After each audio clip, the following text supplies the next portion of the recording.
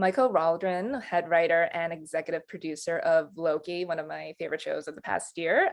Before we get to the show, I want to know, what was your favorite Loki moment from his previous 6 movies prior to the show? Oh wow, geez, there's so many. I guess the one that I always talk about is in Thor: The Dark World. Uh, After he finds out that his mother was killed, uh, he nods his head, turns his back, and there's just with his back turned, a clenching of the fists, very quiet explosion of telekinetic energy that knocks over the furniture in his prison cell. Uh, and I just thought that was a very powerful, great bit of drama. So yeah, I love that moment, even before I started writing the show. Mhm. Well, when you join a show like this, that is, the concept itself is offers so much possibility. You could really go anywhere with it, but it's obviously tied to, the grander MCU. Where do you start, especially when you have time travel in the mix as well? Yeah, I think that for me, it was first and foremost, this had to be a Loki show. It had to, we had to focus on the character. It was only you could do as cool of a time travel plot as you wanted, but it had to be a show befitting such a great nuanced character and the tremendous performer who plays him. So I actually, my first focus was really on Loki and how could we tell a new story with him? How could we take advantage of the fact that here we have a blockbuster movie villain that we're going to get to spend 6 hours with? And then, quickly it became clear, all right, this is a very rich opportunity for us. And then there was a feeling of, oh crap, we better make sure the plot that the time travel and all of it, is matches that. And so all elements of the show kept sort of challenging the others to raise their game. And I guess that's when you make something pretty special. Mhm. What was it like with you and like the writer's room and you guys figuring out and establishing the rules of time travel? Because like every show, movie involving time travel has their own rules, and Endgame had their own rules that they explained. So how do you guys go about it? Yeah, um we we banged our head against the whiteboards. I mean, we took, I would say, probably 2 full weeks to figure out the time travel logic of the show, which is a long time to dedicate to not breaking the story of a specific episode. We at the onset, we figured out the general architecture of Loki's story and sort of what each of the 6 episodes would look and feel like. And then we took those next couple of weeks and figured out, all right, what does the TVA do? What are the rules of the time variance authority? And that required, being students of Endgame and the time travel logic laid out there, because you have to be reverent of what is canonized. But we had the benefit of the TVA is above everything that's happening in Endgame. That's and so we got to sort of make up our own rules and everything, that was really a testament to my brilliant writing staff. Everybody, great sci-fi brains coming in with different ideas and drawing a lot of squiggly lines on whiteboards arguing over what is time. Is time something that only happens once? Is it something that's happening over and over? What is a multiverse versus what is time travel? And by the end of that, we had a shared institutional knowledge of what time travel would be in this world. And then it became our job to explain that as quickly and as basically to the audience as possible, and hopefully shift it to the background so it never was there really boring them with the rules and stuff. So in short, just a lot of hard work from our amazing writing staff. But you also had Miss Minutes to do some of that heavy lifting, the star on your hat. So Yes, my cheat. That was the real cheat. I Miss Minutes came about. That wasn't even, I think that was me writing the pilot and feeling almost wanting to hand wave my way through a first draft. Almost like a placeholder, like, all right, well, we'll drop a Mr. DNA sort of thing in here, and maybe we'll figure out a more graceful way to to explain this stuff later. But it actually ended up being perfect and very true to probably how the TVA would explain this. And that's look, the work that Tara Strong did bringing that character to life, and Kate and the whole team rendering her artistically. Obviously it only works if it looks cool and it sounds cool. For sure. Well, one of the things I think people love about Loki, and also the show, is that he loves talking. He says so himself, and the show is very dialogue heavy. I love the extended scene in the pilot in the time theater with him and Owen Wilson, Mobius, and then also in the finale, which I think you might assume a finale would be like action packed, but you just have Jonathan Majors like filibustering amazingly.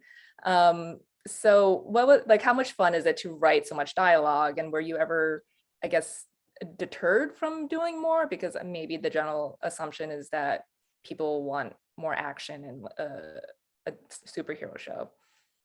It was a blast. It was certainly played to, I guess, what I hope are my strengths. And it felt like, talking is Loki's superpower. So, that's what you want to see him do. And when I delivered the first draft of the pilot that had that, a 10 or 11 page scene of Loki and Mobius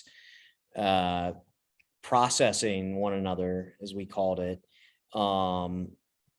my anticipation was that I'd be told, all right, pull that back, you can't do this. And in fact, the response from Marvel and our executives and everybody was, can we have more of this? They were thrilled by it. And so there was never any tempering of that creative ambition. They wanted to take chances. I think, like me, they felt like that was the opportunity you had in making an MCU TV show, especially when you have Tom Hiddleston, who's so good. You want to see him act. And so, yeah, that was so much fun to get to do that. And they let me do it as much as I wanted to. So I'm very grateful for that. Was there a particular scene or exchange that was difficult to write, or just it took the longest to crack?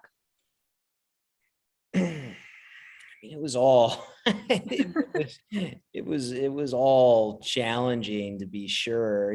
That the finale with He Who Remains, there only because figuring out what is the nature of that final gambit and everything. Those dialogue scenes, the truth is, and I was the beneficiary of all the amazing work that a lot of folks had done with the character of Loki before me, starting with Kenneth Branagh and everybody had been a steward of the character. His voice was really well defined. So I had the benefit of my protagonist. I really had a good sense of what his voice was and how to write him. What was fun to discover, I guess, was in that first tete-a-tete Loki and Mobius in episode 1, figuring out what is the most compelling character to position opposite Loki. And it turned out to be a very patient, kind of thoroughly decent fella. And Owen Wilson, of course, was perfect to play that character. So, I mean, I guess that was Mobius was a character that required the most invention on my part. And so maybe that was the most challenging, that first one, because that was where I really found that character. Mhm. Well, one scene that doesn't have dialogue, but I guess speaks to what you were saying before about Tom's acting abilities, is in the first episode when Loki watches his life play out, before his eyes, and he watches his own death, and it's incredibly moving. So can you talk through that scene and how it came about? Yeah, that is one of, if not my favorite scene in the show, and certainly something that I'm as proud of as anything I've done in my career. That we figured out that we wanted to do that scene on the very first day of the writer's room. And the light bulb was that at the end of that episode, we wanted Loki to be Buzz Lightyear in Toy Story when he realizes he's a toy.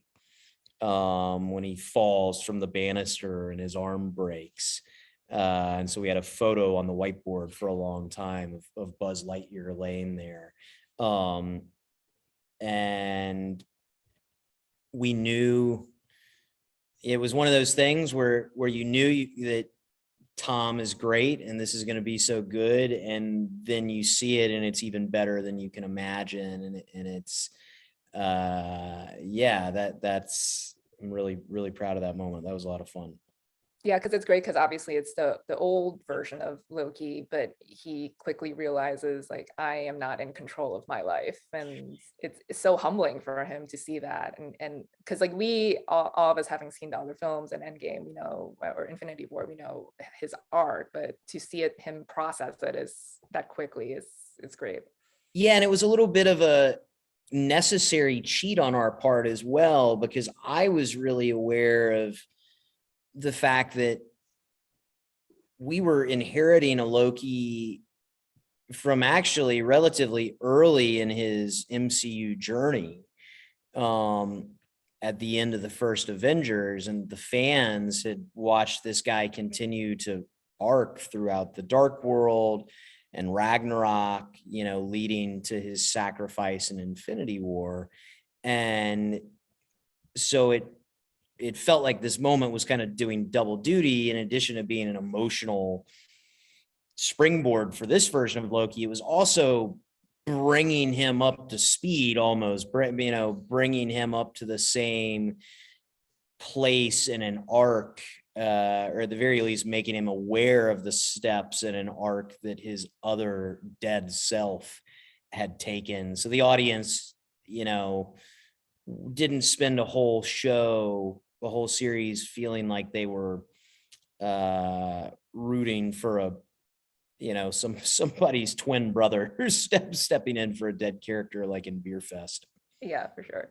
I also felt like there were multiple points in the series that could have worked as a season finale cliffhanger, like finding out the TVA is fake, Loki getting dropped in the void, or them entering the Citadel at the end of time. So, and obviously you guys went big with Sophie breaking the sacred timeline and the start of the multiversal war. So how did you guys land on this? And I guess how much directive, if at all, were you given to link it back to the larger MCU, with, because we know with Ant-Man and Kang and all that coming up?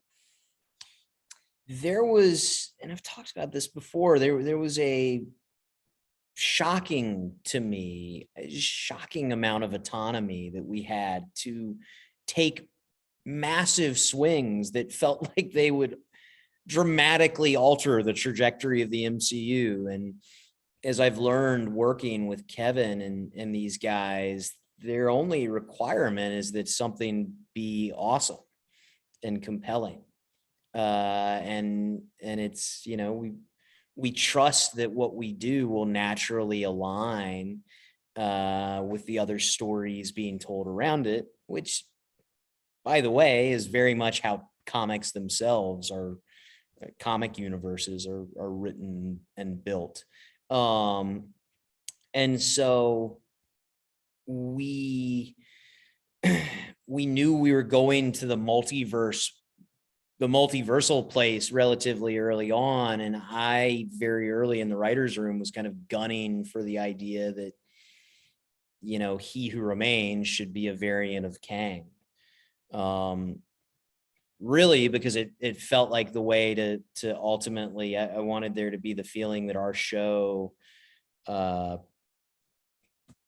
been, had a drastic impact on the future of the MCU moving forward, and that people working on Doctor Strange 2 would have to deal with the with the ramifications, and Which turned out to be you.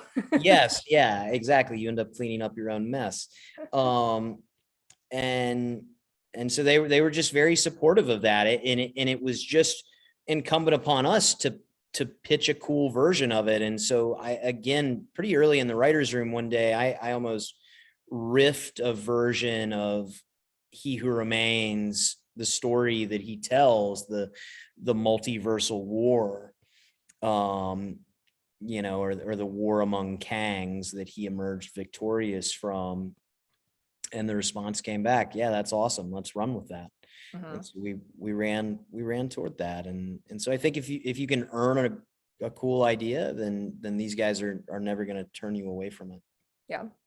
Lastly, I want to talk about your would-be Writers Guild Awards speech, because you guys are nominated for 2 awards. Unfortunately, you lost to Succession and Hacks, but winners in my heart.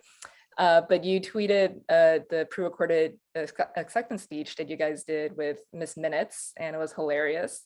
And you said that Tara Strong recorded that in like 12 hours or something. So how did that all come about?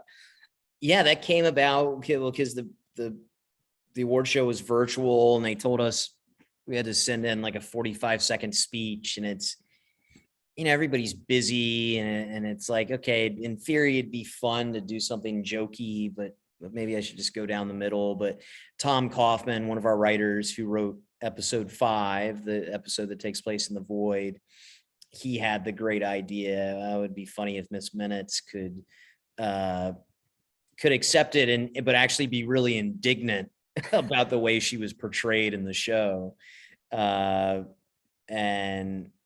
it's like, well, it's too late to illustrate that, but I have a Miss Minutes clock. And I was like, well, maybe we can get creative. So I hit up Tara online, and she was totally game. And yeah, just shot a couple of close-ups on my clock. And we actually, I submitted 2 versions. I submitted the version where she says Succession was supposed to win. And then I submitted a version where she says Hacks was supposed to win. I didn't post that one, but I did correctly predict who we would lose to in both categories. So I'm happy about that. But yeah, Tara was awesome. I was glad we were able to put that out there. Not 2 terrible shows to lose to, but just no, yeah, for now, yeah. So we could see that one too. we were honored. We were honored. I was checking the Gold Derby forums. I was like, all right, what are they saying? Are they saying we have a chance? Is anybody get season 2? There you go, drama series. Succession will skip next year, so you guys can win. Right, I know. I'm always like, Succession, damn it. All right. Well, Michael, it was great speaking with you. Thank you so much for your time, and have a great day. Thank you. Have a good day.